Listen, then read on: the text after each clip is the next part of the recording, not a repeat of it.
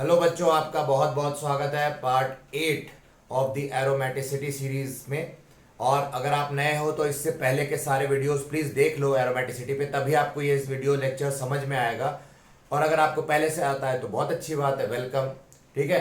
और अभी तक हमने जो बात की, हमने कॉन्सेप्ट्स ऑफ एरोमेटिसिटी देखे और हमने क्वेश्चंस देखे उस पर ढेर सारे। अब हम उसी सीरीज को आगे बढ़ा रहे हैं। क्वेश्चंस के और भी टाइप के क्वेश्चंस आ सकते हैं, क्या क्या आ सकते हैं वो आज हम लोग देखेंगे। ठीक है। जो रिएक्शन बेस्ड होते हैं, जो मैकेनिज्म बेस्ड होते हैं, उन पे भी एरोमेटिसिटी का यूज होता है। और बहुत डिटेल में नहीं जाएंगे, बट आपको थोड़ा थोड़ा समझाने की कोशिश करेंगे। देखते हैं। तो जैसे आपको पूछ लिया रेट ऑफ सॉल्वोलिसिस बताओ, किसका ज्यादा। सो आपको ये पता होना चाहिए कि सॉल्वोलिसिस के क्वेश्चंस में जनरली कार्बोकेटायन बनता है। तो जो भी स्टेबल कार्बोकेटायन बनाएगा उसी स्पीशीज की रेट ऑफ सॉल्वोलिसिस ज्यादा। आगे हम पढ़ेंगे SN1 रिएक्शन मैकेनिज्म में। ठीक है। और भी बहुत से रिएक्शन मैकेनिज्म पढ़ेंगे, तो आप चिंता मत करो अगर आपको ये बात नहीं समझ में आ रही। सॉल्वोलिसिस का मतलब बेसिकली, अभी मान लो कि हेलोजन निकलेगा, जब Br जहां से निकलेगा, अगर ये बॉन्ड इधर से टूटा तो इधर पे पॉजिटिव आएगा, इसी तरह यहां से भी निकला, इसी तरह यहां से भी निकला, तो हम क्या करेंगे, तीनों का Br निकाल के पॉजिटिव आयन बना लेंगे। ठीक है, कैटायन। और देख लेंगे जिसका भी कैटायन ज्यादा स्टेबल, उसी की रिएक्शन रेट ज्यादा हो जाएगी। ठीक है। तो वही रेट ऑफ सॉल्वोलिसिस बोल रहे हैं। हाइड्रोलिसिस, अगर सॉल्वेंट वाटर होता है तो हम बोल देते हैं हाइड्रोलिसिस। तो यहां पे अगर हमने इसका कार्बोकेटायन बताया बच्चों, तो क्या होगा, इसका कार्बोकेटायन ये हो जाएगा। इसका कार्बोकेटायन बनाया तो एक बहुत ही क्लासिकल हमारा बहुत बढ़िया सा ट्रोपिलियम आयन जो है बन जाता है। और ये हमने बताया हुआ है काफी स्टेबल होता है। और इसी प्रकार से अगर हम यहां पे देखें तो ये हमारा बेंजाइल कार्बोकेटायन बन जाता है, बेंजाइल। ठीक है, यहां पे बेंजाइल कार्बोकेटायन। आपको ऑलरेडी मैंने रेजोनेंस के लेक्चर्स में इसकी स्टेबिलिटी कंपेयर करना बताया हुआ है। फिर भी यहां पे देखो, अगर आप ये एंटी एरोमेटिक, आपको अभी तक मालूम चल ही चुका होगा मैं कैसे निकाल रहा हूं, क्योंकि यहाँ पे 4 पाई इलेक्ट्रॉन है और साइक्लिक है, सारे एटम कंजुगेटेड है कंप्लीटली और प्लेनर भी है ये, तो एंटी एरोमेटिक है। तो ये तो बहुत ही अनस्टेबल हो गया, हाईली अनस्टेबल। अब यहां देखें, यहां पे 6 पाई इलेक्ट्रॉन है। 6 पाई इलेक्ट्रॉन मतलब एरोमेटिक, काफी एरोमेटिक है, हाईली स्टेबल। ठीक है। और अगर हम इसकी बात करें तो यहां पे भी ये भी हमारा स्टेबल है 6 पाई इलेक्ट्रॉन के साथ, लेकिन आपको बताया गया था ये भी एरोमेटिक है, ये भी एरोमेटिक है, लेकिन अब इन दोनों में कंपेयर करना है स्टेबल कौन है, तो डेफिनेटली ये ज्यादा स्टेबल है, क्योंकि जितना ज्यादा रिंग साइज होता है, ये कॉन्सेप्ट है, उतना और अगर वो रिंग साइज ज्यादा होने के बाद वो एरोमेटिक होता है तो वो ज्यादा स्टेबल होता है। ठीक है। ऊपर से इसका जो चार्ज है वो इंटरनली डिलोकलाइज्ड है। यहां ये पॉजिटिव चार्ज एक्सटर्नल है और यहां ये पॉजिटिव चार्ज इंटरनल है। तो मैंने आपको बताया हुआ है, इंटरनली जब ये डिलोकलाइज होता है या इंटरनली जो रेजोनेंस में पार्ट लेता है तो वो ज्यादा स्टेबल होता है। तो ये स्ट्रक्चर डेफिनेटली ज्यादा हो गया। बोलेंगे 2 सबसे ज्यादा, यानी कि ये कहां से आया, यहां से आया है, तो सबसे ज्यादा रेट किसका हो जाएगा, सेकंड वाले का, क्योंकि सबसे ज्यादा स्टेबल यही है। उसके बाद ये आता है थर्ड, और उसके बाद फर्स्ट, यानी कि ये सबसे ज्यादा रेट ऑफ सॉल्वोलिसिस देगा, फिर ये देगा, और फिर ये वाला देगा। ठीक है। सो ये हमारा पहला टाइप का क्वेश्चन आ जाता है। हो सकता है आपको अभी कुछ क्वेश्चंस बहुत अच्छे से समझ में ना आए, क्योंकि अभी हमने रिएक्शन इंटरमीडिएट्स नहीं पढ़े, कार्बोकेटायन कार्बन आयन, पर आप ट्राई करो। आपको ये पिछले कॉन्सेप्ट से रिलेटेड है, इसलिए मैं आपको समझा रहा हूं। ठीक है। चलो आगे बढ़ते हैं। तो नोट करते रहना आप, पेन पेंसिल लेके, या जो भी आपका पेन पेंसिल तो आप नहीं इस्तेमाल कर रहे हो, पेन वगैरह इस्तेमाल कर रहे हो। एक अच्छी नोटबुक बनाओ हमारे लिए। ठीक है। और हमारे लेक्चर्स के आप सारे पॉइंट्स को आप उस नोटबुक में डाल दो अच्छे से। तो देखते हैं हम नेक्स्ट। अब आपको एक बार क्वेश्चन ऐसे दे सकते हैं, ठीक है, ऐसे दे दिया और बोला कि बताओ इसमें ये चलो मैं HI दे देता हूं। HI के साथ प्रोडक्ट, मेजर प्रोडक्ट कौन क्या बनाएगा। तो ये बहुत ही बढ़िया क्वेश्चन है और बहुत इंपॉर्टेंट है। और HI के क्वेश्चंस तो जेई वगैरह में तो और नीट में बहुत आते हैं, उनका बहुत फेवरेट है ये। सो कोल्ड HI का 1 मोल दिया हुआ है मान लो, और बोला है प्रोडक्ट बताओ, तो 1 मोल इसका दिया हुआ है, और हमें यह 1 इक्विवेलेंट आप बोलते हो, और आपको ये बताना है प्रोडक्ट। तो क्या होगा, यहाँ लोन पेयर है और ये H डेल्टा पॉजिटिव है, I डेल्टा नेगेटिव है। अगर आप यहां तक आए हो तो ऑब्वियसली आपको पता होगा इंडक्टिव इफेक्ट काम कर रहा है। तो यहाँ डेल्टा पॉजिटिव पोलैरिटी है, तो ये लोन पेयर जो है H पे अटैक कर देगा और I को निकाल देगा। तो आप देखो 2 बातें होंगी, अब ऑक्सीजन ने यहाँ पे प्लस आ गया, H कैप्चर कर लिया और यहाँ पे 5 मेंबर रिंग, ये समझ में आ गया। अब आगे की कहानी क्या होगी वो देखते हैं कि भाई अब प्रोडक्ट क्या बनेगा। अब स्टेबल, अब इसके बाद कौन सा स्टेप आएगा, तो इसके बाद जो है कार्बोकेटाइन बनेगा। अब वो एक पॉसिबिलिटी है कि वो बॉन्ड, ऑक्सीजन देखो पॉजिटिव है तो ऑक्सीजन चाहेगा अपने आप को न्यूट्रलाइज करना, तो वो इलेक्ट्रॉन खींचना चाहेगा। सो वो क्या करेगा, पॉजिटिव चार्ज को न्यूट्रलाइज करने के लिए बॉन्ड या तो यहां से तोड़ेगा या वो बॉन्ड यहां से तोड़ेगा। अगर वो बॉन्ड यहां से तोड़ता है, अपने ऊपर इलेक्ट्रॉन ले लेता है, तो क्या होगा, ये जो 5 मेंबर रिंग बन रही है यहाँ पे, इस पे पॉजिटिव आ जाएगा और इस पे क्या बन जाएगा, यहां पे हमारा ये कंपाउंड बन जाएगा, ठीक है, अल्कोहल ये वाला पार्ट बना लेगा। और अगर ये बॉन्ड इधर से ना टूट के इधर से टूटता तो क्या होता, तो हमारे पास ये वाली रिंग बनती जिसपे पॉजिटिव आ गया और इधर पे क्या हो जाता है, ये वाला पार्ट अल्कोहल बनाता। अब आप बताओ रिएक्शन कौन सी आगे बढ़ेगी, किस रास्ते से आगे जाएगी। तो आप देखो यहां पे ये 4 पाई है, ये जो कार्बोकेटाइन बना है ये 4 पाई है, ये यानी कि एंटी एरोमेटिक है, इसमें 4 पाई इलेक्ट्रॉन्स हैं, तो हाईली अनस्टेबल। और यहां पे क्या है, 2 पाई है, ये एरोमेटिक है, हाईली स्टेबल। ये बहुत स्टेबल है, ये बहुत ही अनस्टेबल है। डेफिनेटली ये रास्ते से रिएक्शन नहीं प्रोसीड करना चाहेगी, इस रास्ते से प्रोसीड करेगी और मेजर प्रोडक्ट फिर ये वाला कार्बोकेटाइन बनाएगा। और यानी कि जो I माइनस लगा था वो क्या कर देगा, अब वो यहां पे आ जाएगा। सो यहां पे I माइनस आके अल्टीमेटली लग जाएगा और प्रोडक्ट्स आपके मिल गए। तो आपको ऐसे 4 ऑप्शन दिए होंगे, ये भी दिया होगा और ये भी दिए होंगे, तो आप कर लोगे, ठीक है। इस टाइप के क्वेश्चन आते हैं, हम इसको ऑब्वियसली डिटेल में ईथर वाले चैप्टर में करेंगे, बट अभी मैं आपको एक आइडिया दे रहा हूं एरोमेटिसिटी कहां कहां एप्लीकेबल होती है, और भी बहुत सी जगह होती है, जितना कर सकते हैं हम करेंगे, ठीक है। और देखते हैं, और बहुत इंपॉर्टेंट क्वेश्चंस, आपको मजा आना चाहिए। ल्यूकस रिएजेंट टेस्ट आगे आता है, अब आगे देखेंगे, वहां पे भी हमें क्या पढ़ाया जाता है, 3 degree alcohols give faster Lucas reagent test than 2 degree alcohol than 1 degree alcohol. But ये रूल बुक्स में लिखा रहता है, बट ये फेल हो जाएगा कहीं कहीं। कहां फेल हो जाएगा, अगर वो सेकेंडरी अल्कोहल इस टाइप का हो गया तो। क्यों, क्योंकि अगर ये OH निकलेगा H+ की प्रेजेंस में एसिडिक मीडियम में, तो ये पार्ट गायब हो जाएगा, तो यहां पे क्या चढ़ेगा, प्लस। तो ये सेकेंडरी अल्कोहल था, यहां पे हमने अगर इस टाइप का सेकेंडरी अल्कोहल बना दिया तो OH के निकलने से यहां पे प्लस आया, यानी कि 2 पाई, ये एरोमेटिक हो जा रहा है। और एरोमेटिसिटी के कारण ये सेकेंडरी अल्कोहल टर्शरी से भी ज्यादा फास्टर रिएक्शन दे सकता है ल्यूकस रिएजेंट टेस्ट में। हम आगे पढ़ेंगे, अगर आपको नहीं आता ये तो आप परेशान मत हो, बस अभी के लिए याद रखो कि ऐसा एक्सेप्शंस होते हैं। ये जरूरी नहीं कि 3 डिग्री अल्कोहल हमेशा 2 डिग्री अल्कोहल से फास्टर रिएक्शन देगा, इट डिपेंड्स कि इंटरमीडिएट क्या बन रहा है। यहां सेकेंडरी वाला स्टेबल इंटरमीडिएट बना रहा है एज कंपेयर टू टर्शरी, अगर तो हम बोलेंगे ये फिर इसकी रिएक्टिविटी रेट ज्यादा हो जाएगी। तो ये ऑर्डर हमेशा सही नहीं है, मैं आपको कॉन्शियस कर रहा हूं, ठीक है। इस समय ध्यान से बने रहो मेरे साथ। अब मैं आपको कुछ क्वेश्चंस बताने जा रहा हूं।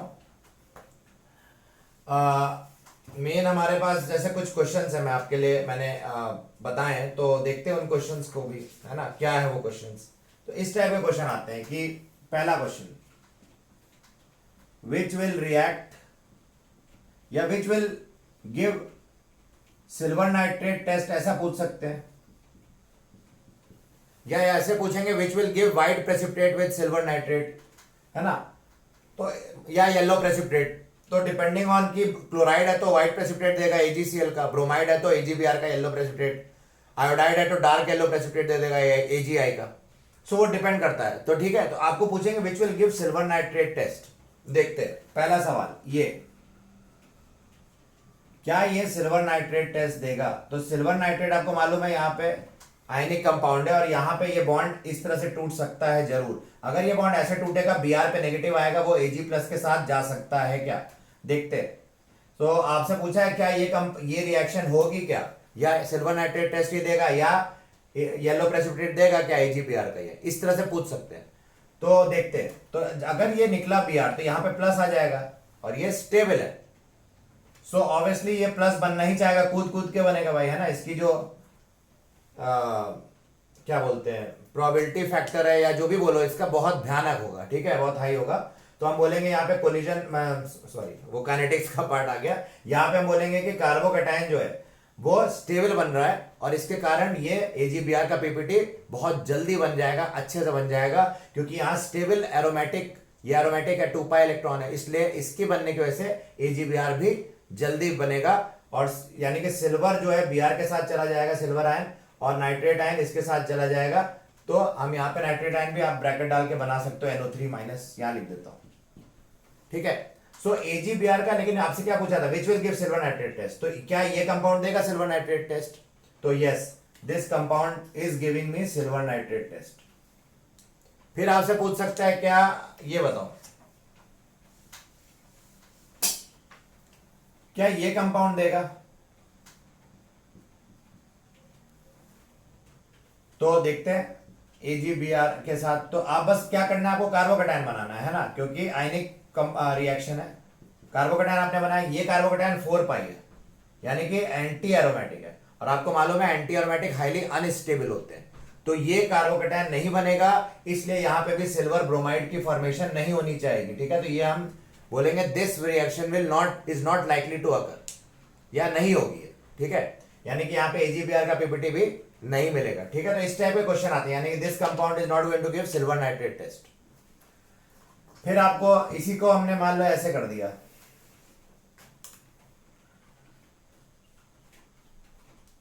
मैंने आपको बना दिया ये, तो आपको मालूम है ये सिल्वर नाइट्रेट टेस्ट देगा, बिल्कुल देगा, आप समझ गए होगे अब, क्योंकि इससे जो बनेगा, जो कार्बोकैटायन बनेगा वो हमारा काफी स्टेबल ट्रोपिलियम आयन बन रहा है, और आपको मालूम है इसमें 6 पाई इलेक्ट्रॉन होते हैं, एरोमेटिक है, डेफिनेटली ये बनेगा इससे, और Br का AgBr का पीपीटी कर देगा, यानी कि ये रिएक्शन होगी, यानी कि ये भी सबस्ट्रेट हमारा सिल्वर नाइट्रेट टेस्ट दे देगा।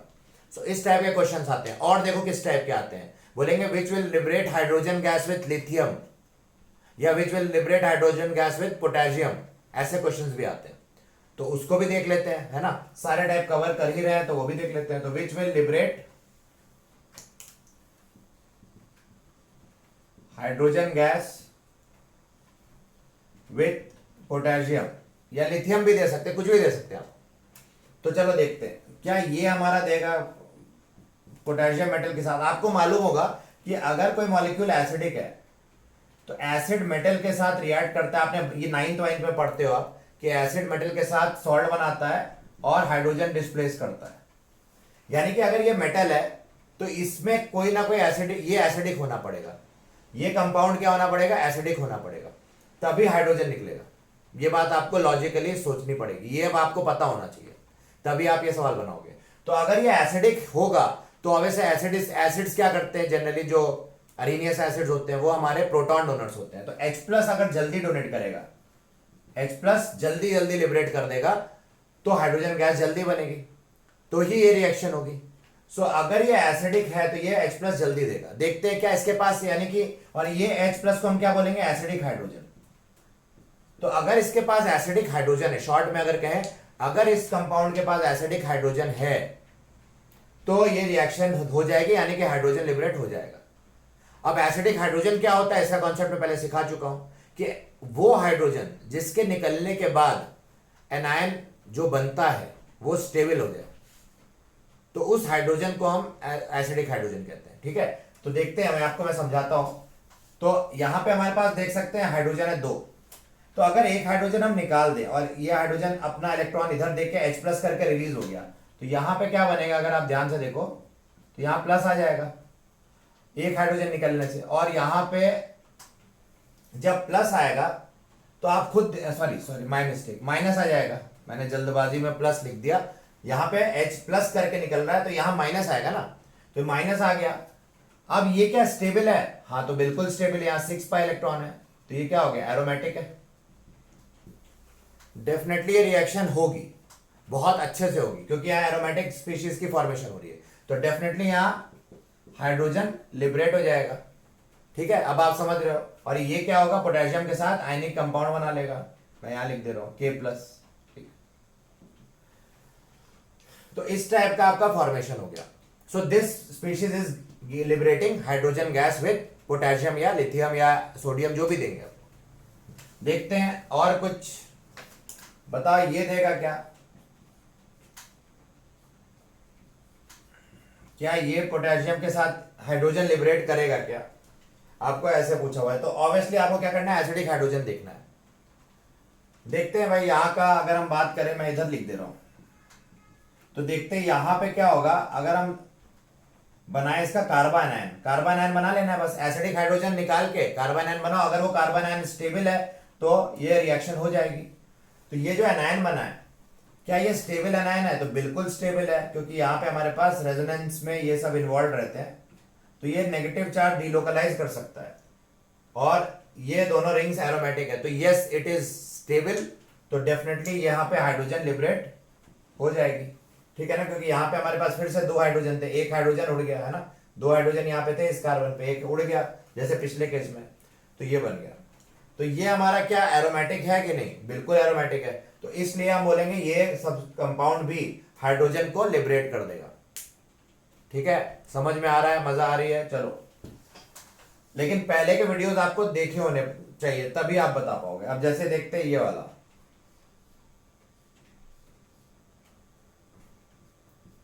क्या ये लिबरेट करेगा पोटेशियम के साथ हाइड्रोजन?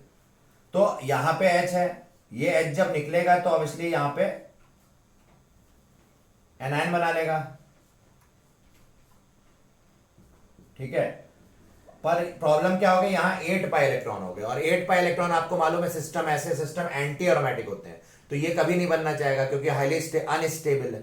अनस्टेबल होने की वजह से ये कभी बनेगा नहीं, और अगर ये बनेगा नहीं तो हाइड्रोजन भी लिबरेट नहीं करेगा। तो हम यहां सीधे से लिख लेंगे नो रिएक्शन, यहां नो रिएक्शन, यहां हाइड्रोजन नहीं लिबरेट होगा। सो बच्चों, अब आप समझ गए होंगे कि किस टाइप के क्वेश्चन आते हैं पोटेशियम के साथ। एक और कर लेते हैं, चलो, एक आपकी खुशी के लिए ऐसा भी आ गया, मान लो 8 मेंबर रिंग, ठीक है, और यहां पे बोल दिया क्या ये पोटेशियम के साथ लिबरेट करेगा कि नहीं हाइड्रोजन। तो यहां पे कुछ नहीं भाई, यहां पे भी एसिडिक हाइड्रोजन है, यहां पे भी डाई एनायन, दोनों हाइड्रोजन निकल जाएंगे।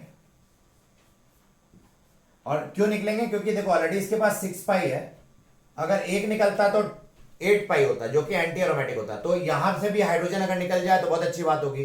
तो ये पोटेशियम क्या करेगा, दोनों हाइड्रोजन को निकलवाने की कोशिश करेगा, और यहां पे हाइड्रोजन H2 करके निकल जाएगा, और यहां पे क्या बन जाएगा आपका, यहां डाई एनायन बन जाएगा, जिसके साथ पोटेशियम के 2 मोल, यहां हम 2 मोल ले लेंगे फिर, और 2 मोल पोटेशियम के इसके साथ कंपाउंड बना लेंगे, आयनिक कंपाउंड, और यहां पे हाइड्रोजन गैस लिबरेट हो जाएगी। क्योंकि इसके पास 10 पाई इलेक्ट्रॉन है, और 10 पाई क्या होता है, एरोमेटिक। देखो अगर आप सिर्फ एक हाइड्रोजन निकालते और ये माइनस नहीं लगाते तो क्या हो जाता है, यहाँ 8 पाई इलेक्ट्रॉन हो जाते, तो वो तो अनस्टेबल हो जाता, तो वो तो करना नहीं चाहेगा। कोई भी सिस्टम स्टेबिलिटी अक्वायर करना चाहता है, तो इस वजह से ये रिएक्शन इस तरह से हो रही है। लिथियम आयन भी देते हैं, कोई भी देते हैं, आप समझ जाना, ठीक है। तो ये हमारा बहुत इंपॉर्टेंट क्वेश्चन सेट। एक और टाइप का क्वेश्चन आता है, विच विल not occur, या which is difficult to occur, which reaction is difficult to occur। तो आपको ऐसा दे देंगे ये, है ना,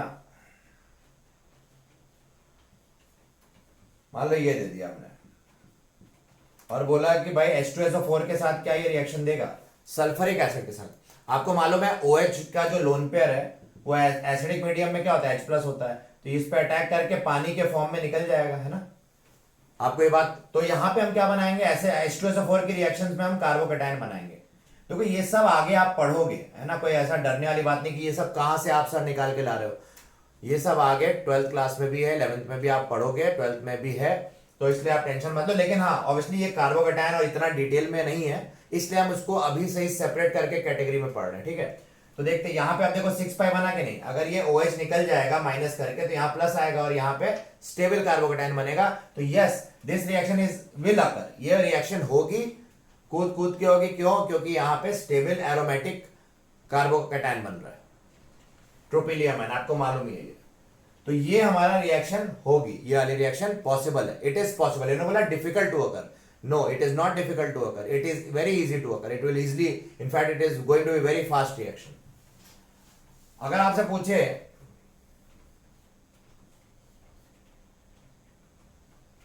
मान लो ऐसा कुछ पूछ लें, और यहां पे आपको बोले H2SO4 की जगह कोई बेस दे दे, NaOH दे दे, या यानी कि कोई बेस दे दिया आपको, है ना, बेस मतलब जहां पे OH माइनस, बेस क्या करता है आपको अगर पता हो तो बेस एसिडिक हाइड्रोजन पे अटैक करता है। अगर हम मान भी ले थोड़ी समय के लिए कि यहां का हाइड्रोजन एसिडिक है और इस पे अटैक करा दें तो इस पे नेगेटिव चढ़ जाएगा। यह बेस क्या करेगा, पॉजिटिव नहीं चढ़वाएगा रिंग पे, ये बेस क्या करवा देगा, नेगेटिव चढ़वाएगा। और अगर इसने नेगेटिव चढ़ाया तो आप देख रहे हो 8 पाई इलेक्ट्रॉन हो जा रहे हैं, है ना। 1 2 3 4 5 6 7 8 पाई क्या होता है, हाईली अनस्टेबल, एंटी एरोमेटिक हो गया, यानी कि अनस्टेबल। तो क्या ये बेस इस एच को अटैक कर पाएगा, पहली बार क्या ये होगा भी ऐसा, नहीं, ये स्टेप ही नहीं हो पाएगा। तो यहां हम क्या लिखेंगे, नो रिएक्शन, मतलब it is difficult to occur, it will not occur, क्योंकि ये एसिडिक हाइड्रोजन नहीं है, क्योंकि इसके निकलने के बाद जो एनायन बना वो अनस्टेबल बन गया है, स्टेबल नहीं बना है। ठीक है बच्चों, तो ये था मेरा आज का एनालिसिस एरोमेटिसिटी के कुछ इंपॉर्टेंट मैकेनिज्म बेस्ड क्वेश्चन पे। अब हम मिलते हैं नेक्स्ट पार्ट में जिसमें हम और क्वेश्चंस करेंगे। क्वेश्चंस रोकेंगे नहीं आपके लिए, देखो क्वेश्चंस ही आपको सफलता दिलाने वाला है। वही बच्चे सक्सेसफुल होते हैं जो क्वेश्चन सॉल्विंग करते हैं। क्या होता है, थ्योरी तो आपको बहुत लोग बता देंगे, कोचिंग्स में बताया जा रहा है, पर कितने लोग क्वेश्चन डिस्कस कर रहे हैं, कितने लोग क्वेश्चन सॉल्विंग कर रहे हैं, वही डिफरेंस क्रिएट करता है। कितने टाइम में कर रहे हैं, तो इसके लिए आपको सेल्फ प्रैक्टिस करनी पड़ेगी। मैं आपको मैक्सिमम क्वेश्चंस करवाने की कोशिश कर रहा हूं, जिससे आप जब अपने क्वेश्चंस बुकलेट के या जो भी आप मटेरियल लगा रहे हो मुझे नहीं पता, वो जब आप अटेम्प्ट करोगे आपको एकदम ईजी लगे, मजाक लगे। ठीक है, तो thank you so much for watching. अगर पसंद आया तो शेयर करो और सब तक पहुंचाओ प्लीज, आप अपने फ्रेंड्स तक ये वीडियो जरूर पहुंचाओ, बहुत इंपॉर्टेंट है, सबका फायदा होगा। और एकदम घबराने की जरूरत नहीं है, आप आराम से फ्यूचर में आप बस बने रहो इस चैनल पे, आप देखना सब समझ जाओगे। और पहले के वीडियो जरूर देख लो, inductive effect, hyperconjugation, resonance, सब पे बना चुका हूं मैं और सारे कॉन्सेप्ट कवर कर दिए। सो एंजॉय करो, आप एक लेजेंड हो इस समय। आप मेरे चैनल पे अगर आए हो तो मैं आपको लेजेंड बोलूंगा, क्योंकि ये केमिस्ट्री फॉर लेजेंड्स सीरीज है। ठीक है, और मैं आपको पक्का बहुत अच्छा करा दूंगा, मुझे बस आप मौका दो, ट्रस्ट करो, आपका बहुत फायदा होने वाला है। ठीक है, चलो थैंक यू सो मच, मिलते हैं नेक्स्ट वीडियो में, हैव अ गुड डे।